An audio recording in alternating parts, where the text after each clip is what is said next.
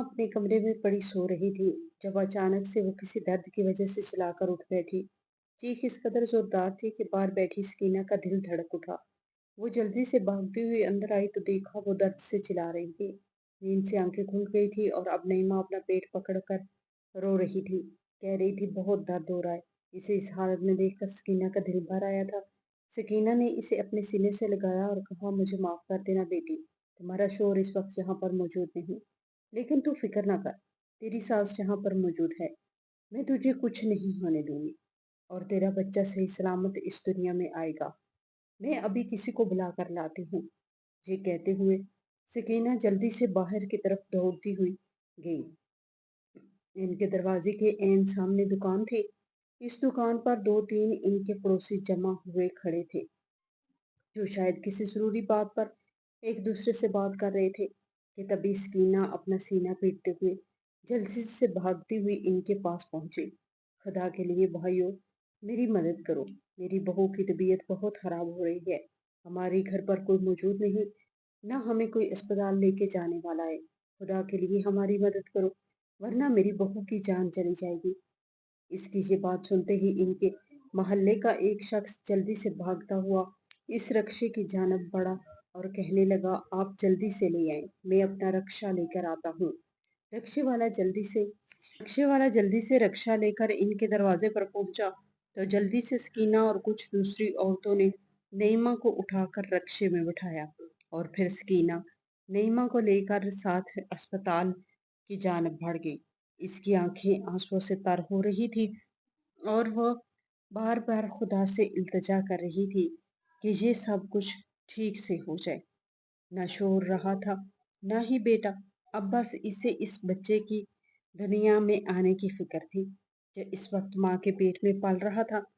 अस्पताल के दरवाजे पर रक्शे वाले ने इसे छोड़ा तो वो जल्दी से अपनी बहू नईमा को निकालती हुई इसे अपने साथ लगाती अस्पताल की इमारत में दाखिल हो गई।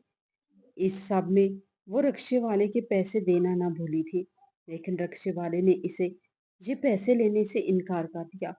उसका कहना था कि ये मेरा फर्ज था और आप वैसे भी मेरी माँ जैसी हैं, मैं आपसे पैसे नहीं लेने वाला। आप चले, मैं आपके साथ चलता हूँ। ये कहता हुआ वो अपना रक्शा एक साइड पर पार करता हुआ इसके साथ अस्पताल की इमारत में दाखिल हो गया। इसे जल्दी से डॉक्टरों ने स्ट्रेचर पर लटाया और फिर जल्दी से इमरजेंसी रिंग की तरफ बढ़ गए। वो बार बार अल्लाह का नाम लेती और अल्लाह ताला से दुआएं करती अस्पताल के क्वार्टर में इधर से उधर टहलती रही।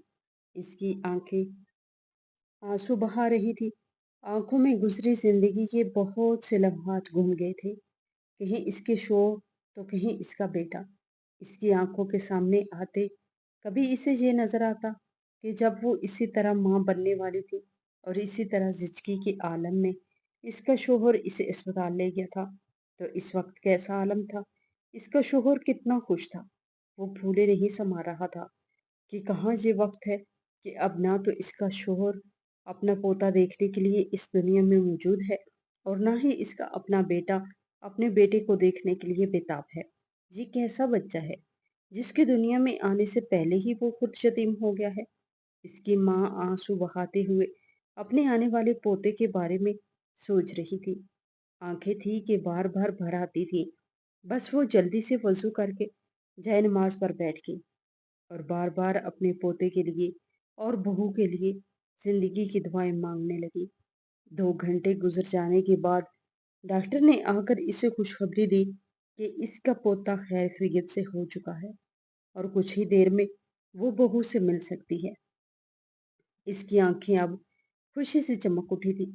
इसने खुदा का शुक्र अदा किया और शुक्राने के नफल अदा करने लगी। नफल अदा करने के बाद वो नाइमा के पास चली गई। नईमा इस वक्त सो रही थी, जबकि इसके बगल में बच्चा लटा दिया गया था। नर्स ने वो बच्चा उठाकर सकीना की तरफ बढ़ाया और कहने लगी, ये आपका पोता, आप खुद ही इसे घुट्टी दे, अभी कुछ ही देर में आपकी बहू को भी होश आता ही होगा। वो आंखें साफ करती हुई बिस्मिल्लाह बिस्मिल्लाह करती अपने पोते को अपनी गोद में ले चुकी थी। इस बच्चे के माथे पे बोसा देते हुए उसे यूं लगा जैसे ये कोई और नहीं बल्कि इसका अपना ही बेटा हो। اس کا اپنا بیٹا فرحان، جسے وہ 1 سال کے عرصے میں نہیں دیکھ پائی تھی۔ لوگوں کا کہنا تھا کہ وہ مر چکا ہے، لیکن نہ تو اس کی لاش ملی تھی اور نہ ہی وہ خود واپس آیا تھا۔ الغرض لوگوں کے چہروں پر الگ الگ باتیں تھی، جتنا منہ اتنی باتیں، لیکن اسے کبھی کبھی یہ یقین ہونے لگتا کہ اس کا بیٹا زندہ ہے اور واپس ضرور آئے گا، لیکن وہ ابھی تک واپس نہ آیا تھا۔ اس کی نگاہیں دروازے کی طرف ہمیشہ لگی رہتی۔ آج جب اس نے اپنے پوتے کو اپنی گود میں لیا تو اسے یوں محسوس ہوا جیسے اس کا بیٹا واپس آ چکا ہو، اس کے زخم سارے بھر چکے ہو۔ اس نے بچے کو سینے سے لگاتے ہوئے اسے لوری سنانا شروع کر دی، اسے اپنی گھٹی دی اور پھر اس کا نام بھی اس نے خود ہی ریحان رکھ دیا۔ ریحان اور فرحان دونوں نام آپس میں ملتے جلتے تھے، اور یہ فرحان کا بچہ تھا۔ وہ چاہتی تھی کہ اس کا بچہ بھی بالکل اسی کی طرح ہو۔ کچھ دیر میں نعیمہ کو ہوش آیا تو اس نے اپنے بچے کو دیکھا۔ اسے دیکھتے ہوئے اس کی آنکھیں دھندلا گئی۔ اس نے سکینہ سے کہا، اماں، آج اگر فرحان ہوتے تو وہ کتنا خوش ہوتے۔ آپ جانتی ہیں 1 سال ہو گیا ہے انہیں مجھ سے دور گئے، وہ گئے تھے تو یہ بچہ میرے پیٹ میں پال رہا تھا، اور اب 1 سال ہو چلا، ابھی تک وہ واپس نہیں آئے۔ کیا ہمیں لوگوں کی باتوں پہ یقین کر لینا چاہیے کہ وہ اس دنیا میں نہیں رہے؟ سکینہ کے پاس نعیمہ کی اس بات کا کوئی جواب نہیں تھا۔ اس نے اپنے ہاتھ سے نعیمہ کے آنسو صاف کیے اور کہنے لگی، بیٹا، سب کچھ اللہ ہی بہتر جانتا ہے، لیکن اسے تم دیکھو، مجھے یوں لگتا ہے جیسے فرحان کی فوٹو کاپی نکل آیا ہو۔ میں تو اب بس اسے ہی فرحان سمجھوں گی۔ اگر خدا نے میرے بیٹے کو زندہ رکھا ہوگا تو ایک نہ ایک دن وہ مجھ سے اسے ملا دے گا، لیکن اب میری ہمت بڑھ چکی ہے۔ میں اس بچے کے سہارے ساری زندگی گزارنے کے لیے تیار ہوں۔ پھر تم تو اس کی ماں ہو، تم کیسے نہیں گزار سکتی؟ اگر یہ سچ ہوا کہ فرحان اب نہیں رہا تو میں تمہاری خود شادی کسی اور سے کروا دوں گی، اور میں خود ریحان کے سہارے زندگی گزار دوں گی۔ ریحان کو میں نہ تو باپ کی کمی محسوس ہونے دوں گی اور نہ ہی ماں کی۔ لیکن بیٹا، تیری تو ساری زندگی پڑی ہے، میں تو اپنے حصے کا کھا چکی، پہن چکی، اوڑھ چکی، لیکن تیرے آگے تو ساری زندگی پڑی ہے۔ تو نے اپنی ساری زندگی جینی ہے، تو میری طرح اپنے آپ کو یوں کھوٹا مت کرنا۔ میں تمہارا بہت اچھا رشتہ دیکھ کر تمہاری شادی کر دوں گی۔ رہی بات ریحان کی، تو تم اس کی بالکل بھی فکر مت کرنا، یہ میرا بچہ ہے۔ یہ کہتے ہوئے اس نے ریحان کو سینے سے لگایا اور دونوں ساس بہو کی آنکھیں آنسو برسانے لگی۔ دونوں کا دل اس وقت درد سے پھٹ رہا تھا۔ کچھ دیر نعیمہ اپنے ساس کے سینے سے لگ کر روتی رہی اور پھر اپنے بچے کو اپنی گود میں اٹھا لیا۔ ڈاکٹر نے کہا تھا کہ نعیمہ کو بہت کمزوری ہے، جس کی وجہ سے اسے 3-4 دن یہی رکنا پڑے گا۔ اس وجہ سے سکینہ بھی اس کے ساتھ ہی رکی تھی۔ سکینہ اکثر گھر جاتی، اس کے لیے یخنی وغیرہ بناتی اور پھر واپس آ کر اسے دے دیتی۔ 2 دن گزر چکے تھے، آج نعیمہ کی حالت بہتر تھی۔ سکینہ آج بھی اپنے گھر جا کر اس کے لیے یخنی بنانے میں مصروف تھی کہ تبھی نعیمہ کے دماغ میں ایک ترکیب آئی اور وہ وہاں سے اٹھ کھڑی ہوئی۔ آدھے گھنٹے بعد سکینہ نے یخنی تیار کی اور پھر جلدی سے رکشے والے سے کہہ دی۔ وہ اسپتال کی جانب آ کھڑی ہوئی۔ اسپتال کا جو کمرہ انہیں ملا ہوا تھا، اس کمرے کی طرف جاتے ہوئے اسے صرف 10 منٹ لگے تھے، لیکن جب وہ اپنے کمرے میں پہنچی تو وہاں پر بچے کی جگہ خالی تھی۔ نرس اس وقت ان کے کمرے تک آئی تو وہ کہنے لگی کہ ہمارا بچہ کہاں ہے؟ میں اپنے بچے کو یہیں پر چھوڑ کر گئی تھی، جھولے میں، اور جہاں پر بچہ نہیں ہے۔ نرس یہ دیکھتی ہوئی حیرت میں پڑ گئی۔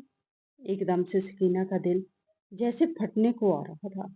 اتنے عرصے بعد اسے اپنے بیٹے کے بیٹے سے ملنے کا اتفاق ہوا تھا۔ وہ تو اسی بچے پر ہی اکتفا کر رہی تھی۔ اسے تو یوں لگ رہا تھا جیسے اب تو اس کی زندگی کی کل متاع بس صرف یہی ایک بچہ ہے، لیکن آج تو وہ بچہ یہاں سے غائب تھا۔ اس کی نظر اس کمرے میں پڑے صرف جھولے پر ہی گئی تھی، جس جھولے پر وہ بچے کو لٹا کر گئی تھی، لیکن اس کی نظر ابھی تک بیڈ پر نہ گئی تھی جہاں اس کی بہو پڑی سو رہی ہوتی تھی۔ کافی دیر گزر گئی، ڈاکٹرز بھی یہاں پر آ موجود ہوئے۔ سکینہ نے رو رو کر برا حال کر دیا۔ اس کا کہنا تھا کہ ابھی کے ابھی مجھے بچہ چاہیے۔ میرا بچہ کہاں چلا گیا ہے؟ اسے یقیناً کسی نے اغوا کیا ہے۔ جس طرح میرا بیٹا دیکھتے ہی دیکھتے کہیں غائب ہو گیا تھا، اسی طرح سے اب میرا پوتا بھی چلا گیا ہے۔ خدا کے لیے میرے پوتے کو ڈھونڈ دو۔ تبھی ایک ڈاکٹر نے اس کی توجہ بیڈ کی جانب دلوائی اور کہا کہ آپ کی بہو بھی موجود نہیں۔ میرے خیال سے وہی آپ کے پوتے کو لے کر کہیں گئی ہے۔ لیکن سکینہ یہ سب کچھ ماننے کے لیے تیار نہ تھی۔ اس نے کچھ دیر کے لیے انتظار کرنے کا سوچا اور پھر کمرے میں بیٹھ کر انتظار کرنے لگی۔ 2 گھنٹے گزر جانے کے باوجود بھی جب وہ نہ آئی تو اس کی آنکھیں برسنے لگی۔ یہاں پر سب کچھ موجود تھا، کوئی چیز بھی اپنی جگہ سے نہیں ہلی تھی، حتیٰ کہ وہ جو بچے کے لیے کھلونے وغیرہ لے کر آئی تھی وہ بھی شاپر میں ایک جگہ پڑے ہوئے تھے۔ جو اس نے اپنی بہو کو کپڑے تبدیل کروائے تھے وہ کپڑے بھی وہیں پر پڑے تھے۔ اس کی بہو کا پونی بھی اس وقت تو یہی پڑا تھا۔ لیکن حیرت تھی، نہ وہ تھی نہ پوتا۔ سکینہ تو پہلے ہی غموں کی ماری تھی۔ اب اسے یوں لگتا تھا جیسے زندگی نے اسے خوشیاں لوٹا دی گئی ہیں۔ لیکن اب جب نعیمہ اور بچہ دونوں ہی غائب ہوئے تو اس کی تشویش مزید بڑھ گئی۔ اس نے اپنا سارا سامان سمیٹ کر وہی رکھا اور جلدی سے اسپتال کی عمارت سے باہر آ گئی۔ دوسری طرف نعیمہ بچے کو لیے قبرستان میں آ پہنچی تھی۔ جہاں تک نگاہ پہنچتی تھی وہاں تک قبریں ہی قبریں تھی۔ بہت بڑا قبرستان تھا۔ قبرستان کا داخلی دروازہ لکڑی کا بنا ہوا ایک بڑا سا گیٹ تھا۔ چھوٹی چھوٹی دیواریں تھی جس سے اندر سارا قبرستان دکھائی دیتا تھا۔ وہ لکڑی کے اس دروازے سے ہوتی ہوئی اندر گئی۔ اس نے اپنے اوپر بہت بڑی سی شال لپیٹی ہوئی تھی جس میں اس کا چہرہ بھی چھپا ہوا تھا۔ بچے کو اس نے اسی شال میں چھپا رکھا تھا۔ اس نے ادھر ادھر دیکھا، خوش قسمتی سے اسے کوئی دیکھ بھی نہیں رہا تھا۔ وہ جلدی سے آگے بڑھتی گئی۔ قبرستان کے بالکل درمیان میں ایک بہت بڑا برگد کا پیڑ تھا۔ اس پیڑ کے نیچے ایک شخص بیٹھا تھا جس کی اس کی طرف پیٹھ تھی۔ وہ جلدی سے گئی اور پھر اس شخص کے سامنے سے ہوتی ہوئی بچہ بالکل اس کے سامنے ہی رکھ دیا۔ اس نے ابھی تک اپنا چہرہ اپنی چادر میں چھپایا ہوا تھا۔ وہ شخص اس بچے کو دیکھتے ہوئے کچھ دیر کے لیے تو ساکت رہ گیا، پھر ایک نظر اپنے سامنے کھڑی عورت کی طرف دیکھا اور پھر بچے کو اٹھاتا ہوا کہنے لگا، بالکل تم پر کیا ہے، بہت پیارا ہے۔ اس شخص کی حالت دیکھ کر نعیمہ کا دل کٹنے لگا تھا۔ اس کی بڑی داڑھی، اس کے بڑے بال، میل سے اٹا اس کا یہ لباس اسے گھن آ رہی تھی۔ اسے لگتا بھی نہیں تھا کہ وہ اس شخص کو جانتی ہے، بس آواز سے لگ رہا تھا کہ وہ اس کو جانتی ہے۔ وہ اس وقت قبرستان میں موجود تھی، لیکن دوسری طرف سکینہ تھانے جا پہنچی تھی۔ اس نے تھانے جا کر سب سے پہلے یہی رپورٹ کروائی تھی کہ اس کا بیٹا بھی 1 سال سے غائب ہے اور اب اس کی بہو اور اس کا پوتا بھی اچانک ہی اسپتال کے کمرے سے غائب ہو گئے ہیں۔ ان کی کوئی چیز ادھر سے ادھر نہیں ہلی، حتیٰ کہ وہ پیسے اور اس کی بہو کا پرس بھی وہیں پر موجود ہے، لیکن اس کی بہو اور اس کا پوتا موجود نہیں تھی۔ اس کا واضح مطلب اس کی سمجھ میں یہی آ رہا تھا کہ اس کی بہو کو بھی کسی نے اغوا کر لیا ہے یا کوئی پکڑ کے لے گیا ہے۔ وہ لاپتہ ہو گئے ہیں اور 3 گھنٹے سے مسلسل وہ انہیں ڈھونڈ رہی تھی۔ تھانے والوں نے اس کی رپورٹ درج کروائی اور پھر اس کے کہنے پر ہی انہوں نے سارے شہر میں پولیس تعینات کر دی۔ یہ وہی وقت تھا جب اس شخص نے اپنے بیٹے کو اٹھا کر دیکھنا شروع کیا تھا۔ تبھی پولیس کی ایک گاڑی قبرستان کے قریب آ کر رکی اور پھر قبرستان میں آہستگی سے چھاپا مارتے ہوئے انہوں نے اس شخص کو پکڑ لیا تھا۔ اسی گاڑی میں پولیس کا SHO بھی شامل تھا۔ سکینہ کے بتائے گئے حلیے میں اس وقت عورت یہیں پر موجود تھی۔ انہوں نے جلدی سے سکینہ کو اطلاع دی اور پھر سکینہ کو دوسری پولیس موبائل لیتی ہوئی قبرستان آ پہنچی تھی۔ یہ سب کچھ دیکھ کر وہ شخص دنگ رہ گیا۔ اس نے بچے کو واپس وہیں پر لوٹایا اور پھر بھاگنے کے لیے پر تولنے ہی لگا تھا کہ پولیس والا اس کی طرف بھاگا اور اسے دبوچ لیا۔ یہ کوئی اور نہیں بلکہ پولیس SHO تھا جس نے اسے دبوچا تھا۔ پولیس کی دوسری گاڑی میں سکینہ بھی موجود تھی۔ سکینہ جب یہاں آئی تو اپنے سامنے اس شخص کو دیکھ کر حیران رہ گئی۔ یہ کوئی اور نہیں بلکہ فرحان تھا، اس کا اپنا بیٹا فرحان۔ وہ کیسے بھول سکتی تھی؟ اگر وہ ہزاروں لوگوں کی بھیڑ میں بھی چھپ جائے اور اپنا چہرہ چاہے جیسا بھی کر لے، پھر بھی وہ ماں تھی۔ سکینہ اسے پہچان سکتی تھی، لیکن بس اسی لمحے ایس ایچ او نے جو بات کہی، اس نے سکینہ کے پیروں تلے سے زمین کھینچ لی تھی۔ ارے یہی تو ہے، وہی ہے جس پر حکومت نے انعام رکھا ہے، اور اس شخص کو ڈھونڈنے کے لیے زمین آسمان ایک کر دیا گیا ہے۔ یہ کوئی اور نہیں بلکہ ایک ایسا گینگ مافیا کا سردار ہے جس میں بچوں کو اغوا کر کے انہیں دوسرے شہروں میں لے جا کر انہیں معذور کر کے انہیں بھیک منگواتے ہیں۔ شکریہ ماں جی، آپ نے ہمیں اس شخص تک پہنچایا، ورنہ آج تک تو یہ کبھی کسی کے ہاتھ نہیں لگا تھا۔ اس کی یہی وجہ تھی کہ یہ جہاں اس ویرانے میں، اس قبرستان میں اپنے آپ کو چھپائے بیٹھا تھا، جہاں پر کسی کی پہنچ نہیں تھی، لیکن اب یہ نہیں بچ پائے گا۔ سکینہ حیرت سے اپنے بیٹے کو دیکھ رہی تھی، جو اس وقت میلی چیلی حالت میں اس کے سامنے موجود تھا، جس کی داڑھی حد سے زیادہ بڑھ چکی تھی، جس کے بال بڑھ چکے تھے، رنگت سیاہ پڑ چکی تھی۔ ایس ایچ او نے اسے پکڑنے کے لیے مضبوط کرنا چاہا تو وہ جلدی سے اس کے ہاتھ سے چھڑاتا ہوا بچے کی جانب بڑھا اور کہنے لگا، خبردار، اگر کسی نے مجھے ہاتھ لگایا تو، ورنہ میں اس بچے کو مار دوں گا۔ دیکھ رہے ہو، میرے ہاتھ میں اس وقت چاقو ہے۔ اس نے فوراً سے اپنی جیب سے ایک چاقو نکالا۔ یہ دیکھ کر سکینہ اور نعیمہ دونوں ہی حیران رہ گئی تھی۔ وہ اس قدر گھٹیا ہو سکتا تھا کہ اپنے بچے کو مارنے تک آ گیا تھا۔ سکینہ نے نعیمہ کی جانب دیکھا اور کہا، نعیمہ، یہ میں کیا دیکھ رہی ہوں؟ کیا یہ سچ ہے؟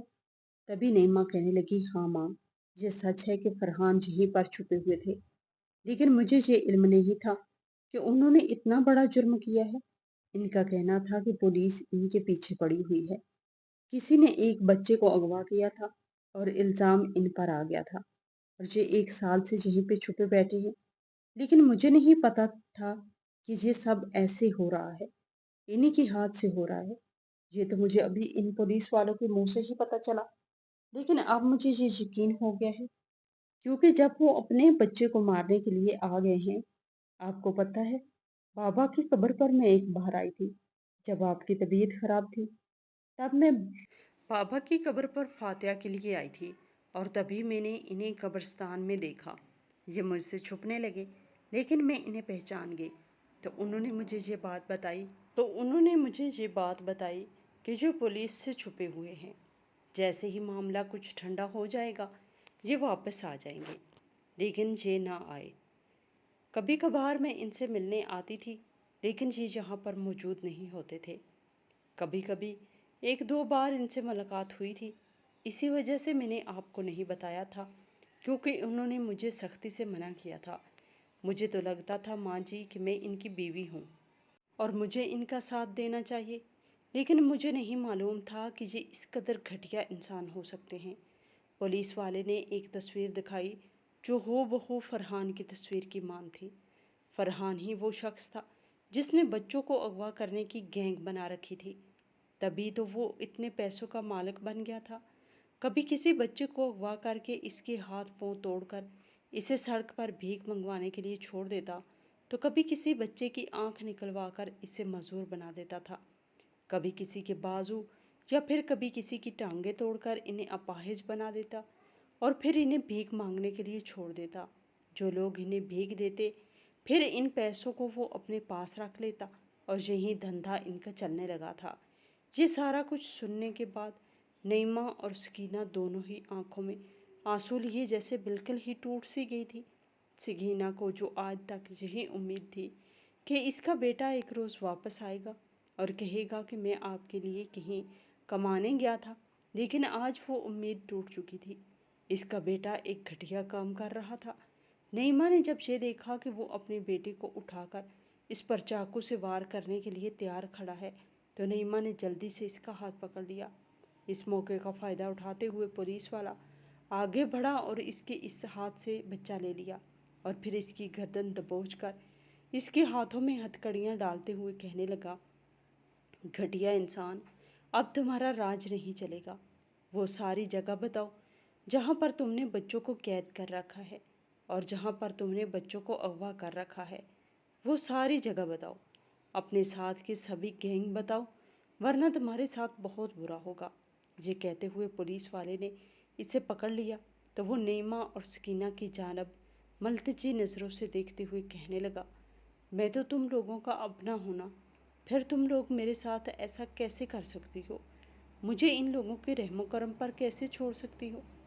نعیمہ نے اس کی بات سنی تو کہنے لگی، پہلے تو میں تمہیں بہت بچایا، مجھے لگتا تھا کہ تم بے گناہ ہو اور پولیس کی گرفت سے بچتے چلے آ رہے ہو، میں نے تمہارا ساتھ دیا، لیکن مجھے یہ بالکل بھی نہیں پتا تھا کہ تم لوگوں کے بچوں کے ساتھ ایسا کرتے ہو۔ تم جانتے ہو آج جب میرا بچہ ہوا ہے تو میرا دل کیسے کٹ گیا ہے۔ میں سوچ رہی ہوں کہ ان ماؤں کا کیا حال ہوتا ہوگا جن کے بچوں کو تم ان سے دور لے کے جاتے تھے، انہیں تکلیف دیتے ہو، ان کے ہاتھ پاؤں، ان کی آنکھیں، ان کے گردے نکالتے ہو، انہیں معذور کر کے انہیں بھیک مانگنے کے لیے چھوڑ دیتے ہو، یا پھر انہیں آگے بیچ دیتے ہو، انہیں مار کر ان کے جسم میں چیزوں کی اسمگلنگ کر کے انہیں ایک شہر سے دوسرے شہر، ایک ملک سے دوسرے ملک بھیجتے ہو۔ تمہیں شرم آنی چاہیے، تم جیسا گھٹیا کام کر رہے ہو، اس گھٹیا کام کے لیے میں تمہیں کبھی معاف نہیں کروں گی اور نہ ہی میں تمہیں کبھی کسی کو معاف کرنے دوں گی۔ انسپکٹر صاحب، لے جائیے اسے، میں اس کی شکل تک نہیں دیکھنا چاہتی۔ یہ بات سنتے ہی وہ جلدی سے اپنی ماں کی طرف بڑھا، لیکن اس کی ماں نے بھی ہاتھ اٹھا کر روک دیا اور کہنے لگی، مجھے ایسا بیٹا نہیں چاہیے جو دوسروں کی زندگیاں برباد کرتا پھرے۔ میں خود ایک عرصے سے اس کی جدائی میں بے قرار ہوں، روز پل پل مرتی اور پل پل جیتی رہی۔ مجھے یہ وہم ہی نہیں تھا کہ یہ بچوں کو ماؤں سے دور کرتا ہے۔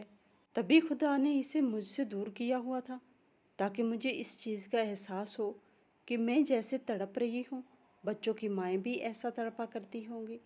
ایس ایچ او صاحب، آپ کو کھلی اجازت ہے، اس کے ساتھ جو کرنا ہے کیجیے، اسے حتیٰ کہ جان سے مارنا ہے مار دیجیے، مجھے کوئی پرواہ نہیں ہے۔ سب سے بڑھ کر انصاف ہے اور میں انصاف پر چلنے والی عورت ہوں۔ میری تربیت میں شاید کوئی کمی رہ گئی تھی، میں نے تو اپنے بیٹے کو یہ بات نہیں سکھائی تھی کہ وہ دوسروں کو تکلیف پہنچائے، لیکن ہو سکتا ہے یہ میری غلطی رہ گئی ہو۔ ظاہر سی بات ہے میری تربیت میں ہی کوئی کمی رہ گئی ہے کہ یہ اس قدر برا انسان بن چکا ہے۔ اس کی تو عزت نفس بھی مار چکی ہے، یہاں تک کہ یہ اپنے بیٹے کو بھی مارنے پر آ گیا تھا۔ اگر اس میں ذرا سی بھی انسانیت باقی ہوتی تو یہ اپنے بیٹے کو نہ مارتا۔ اس کا دل مر چکا ہے، پتھر ہو چکا ہے اس کا دل، اور اب میرے لیے میرا بیٹا مار چکا ہے۔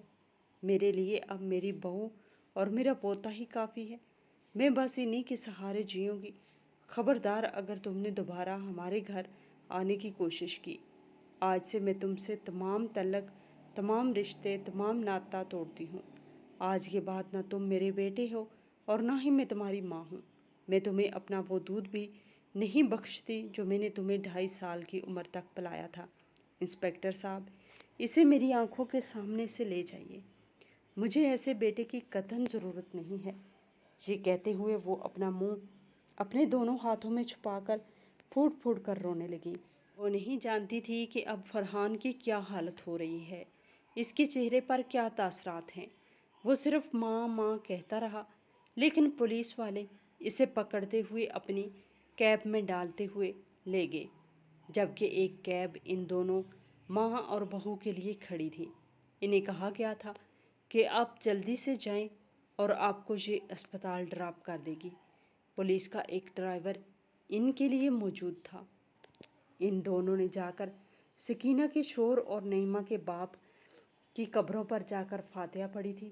فاتحہ پڑھنے کے بعد ان دونوں نے ایک دوسرے کو کافی دیر گلے لگا کر ایک دوسرے کے دل کا غبار نکالا تھا۔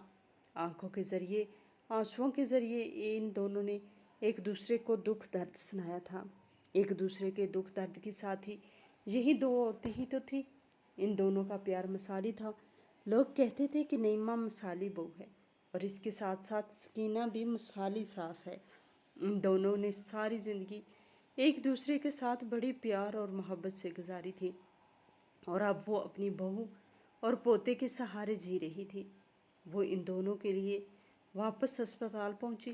آج ڈاکٹروں نے ان دونوں کو ڈسچارج کر دیا تھا۔ وہ اپنے پوتے اور اپنی بہو کو ساتھ لیے گھر واپس آئی۔ اس نے مٹھائیاں بانٹی سارے محلے میں، اور پھر جس کالونی میں وہ رہتے تھے، اسی کالونی کی ایک بڑی کوٹھی میں وہ نوکری کرنے لگی تھی۔ نعیمہ نے اسے کئی بار منع کیا تھا، لیکن وہ اب رکنے والی نہیں تھی۔